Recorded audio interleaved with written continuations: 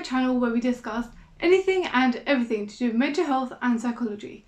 In this video, we'll be going through things you can read, prep, and resources for the application process. My first tip is the Clearinghouse website. So I know I've mentioned this in my last video, but going through the Clearinghouse website is a really useful resource to get up-to-date information about courses. And here, I'm not going to waste your time by going through the content of the Clearinghouse website, but it pretty much has everything about the courses, about what they require, and any additional information that you might need to know. It also has the number of spaces available, so it's a really great resource, along with the university websites. The second resource is the Alternative Handbook, and here it's a bit hit and miss for me. I found some of it quite useful, but a lot of it, because it's almost like trainees' reviews of each courses, if that makes sense. So trainees comment on the content of the courses, how they found the process, things like that. But I found that because with people who reply to surveys, there's only a certain amount of people or a certain type of person that replies to surveys. So I don't think it gives you a full picture of what courses are really like.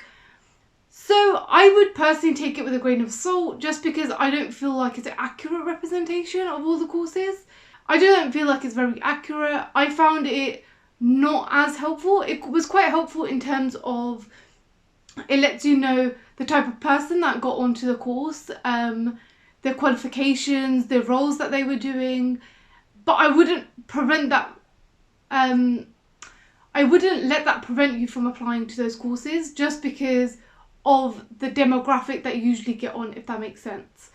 Obviously, you might want to take that into consideration when you're almost like thinking about your probability, but I wouldn't let that determine whether you apply to a course or not. I also found very useful was the Facebook groups. So a lot of people, so there's two main areas that people get information or resources from. One is a Dclin form room thing. I would suggest, and this was advice that I was given when I decided to start applying in last September, when I started telling people that I was thinking about applying, was to stay away from those forms. And I think I used it so I had one experience because I just wanted to see what it was about. Went on there and I quickly realised why people were saying stay away from it. So throughout my whole process, I stayed away from those, just because I think it makes you more anxious than is necessary. And I think some of the information on there might not be the most accurate information, because as much as we want to all support each other, there are a few people in the community that do tell untruths on these forms to intentionally make people anxious, I think. And I know a few courses have said that too, where questions have been leaked on these forms, and basically people have been told, oh, this is the question that's coming up, and they are not the questions that come up.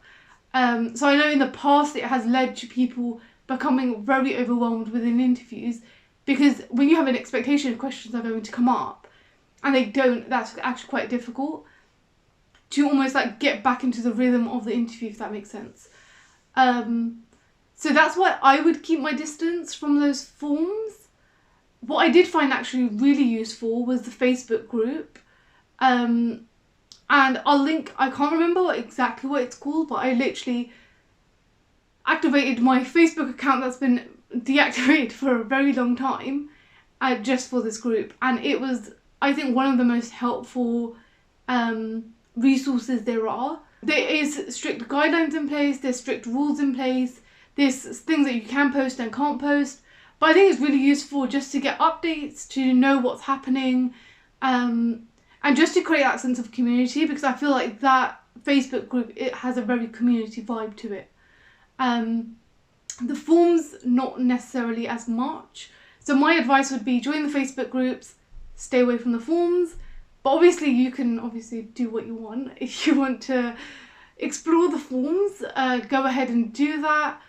I necessarily did not find anything useful about the forms apart from anxiety, and I used it literally for 3 hours, but you end up going into a spiral and there's so many forms that you kind of get lost in it, and half of what is, not half, but a percentage of what is on there, I don't think, having gone through the process, I don't think is necessarily true.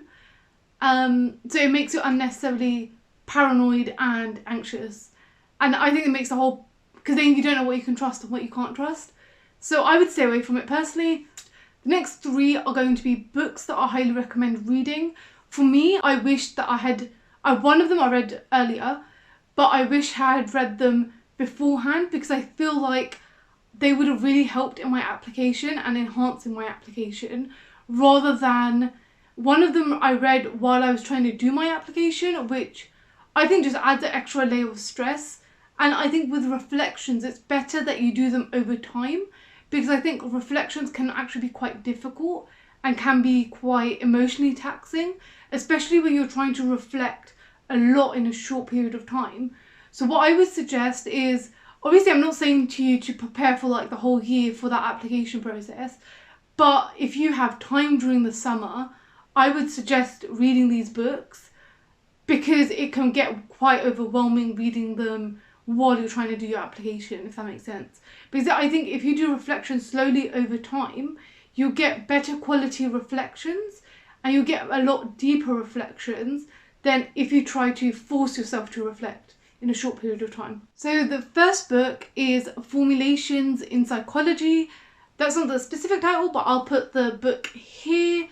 So I found this book really useful, but I didn't read it until much later. So I read it just before my interview, which actually I felt like, although yes, you're learning about formulations, I think it really helps in terms of formulating yourself. So I found a few chapters particularly useful, but if I had the time, I would have gone through everything. So like from the top of my memory, what I found useful was the chapter on formulations in teams. There's a chapter on systemic formulation, CBT formulation, but obviously that was dependent on the university I applied for. So my advice would be to look at the universities you're applying to, look at their specific orientation, and then use those chapters to try and reflect on yourself and formulate yourself within those theoretical models. Because then when you're writing your application, you can come from that space of really having that awareness of, and like a deeper level of awareness of the different modalities that the university is asking for. And it will come across within your application, your wording of things, and it will just give a lot deeper meaning to your application, I think personally. Because I did talk about systemic issues, but I think I could have gone a lot deeper in my application in those issues, if that makes sense, or I would have phrased things a lot differently, having had that language from the formulation, if that makes sense. So I would suggest, once you know the universities you're applying to, actually reading those chapters and really reflecting on yourself. And then obviously when it comes to interviews, when it comes to actually being able to talk about like case examples, things like that, you can reflect specifically on specific examples. But I think for the application process, as well as reflecting on your work and formulating your work, I think also formulating yourself as a person and getting a better understanding of who you are, because I think that will also feed into maybe the universities that you select to apply to, if that makes sense. And this comes on to another point that I have, is that write a reflective log as you go. So as you're reading these books, and I found this actually quite useful, to actually keep a separate piece of paper, and any reflection that came into my mind, or phrasing that came to my mind, I would write them down. And if you do this over time, I think your reflections will be a lot deeper.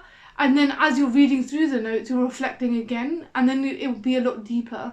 So then it will be almost be like reflections, and you'll just get a lot deeper with those reflections, and they will be a lot more meaningful and make your application stand out a little bit more. Another book that really helps you to reflect, and again I'll add it here, and I think this is one that a lot of people talk about, is Surviving Clinical Psychology.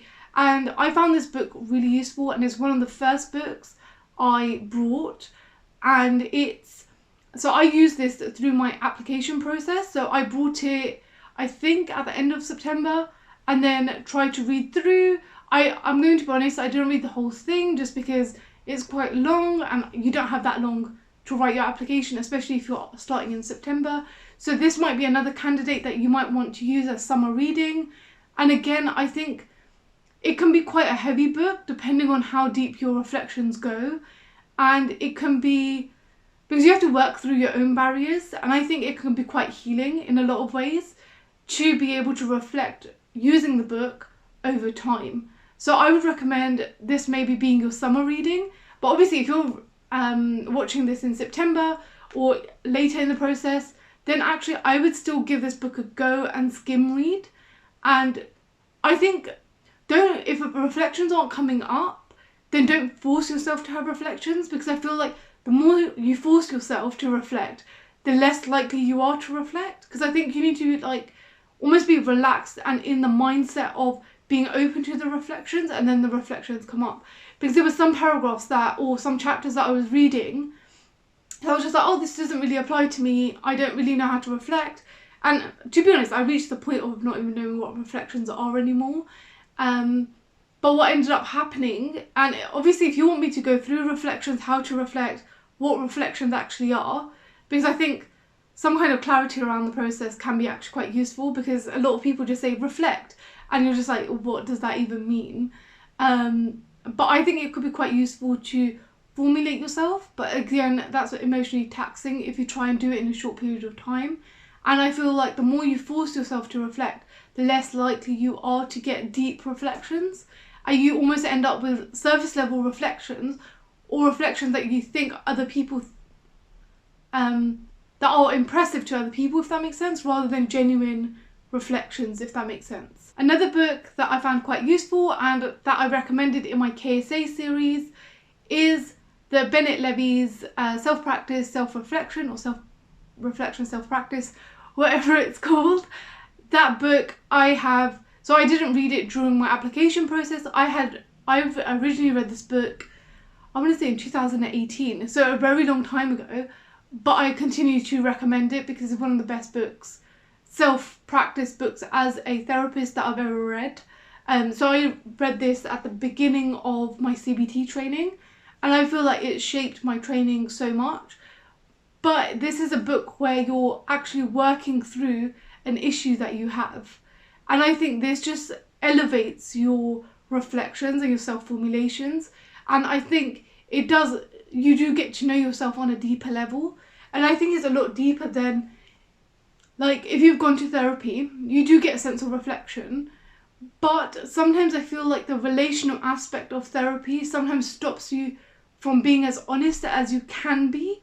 And sometimes it's easier to be honest on your own to yourself. But even though that's difficult, it's sometimes easier than reflecting with someone else.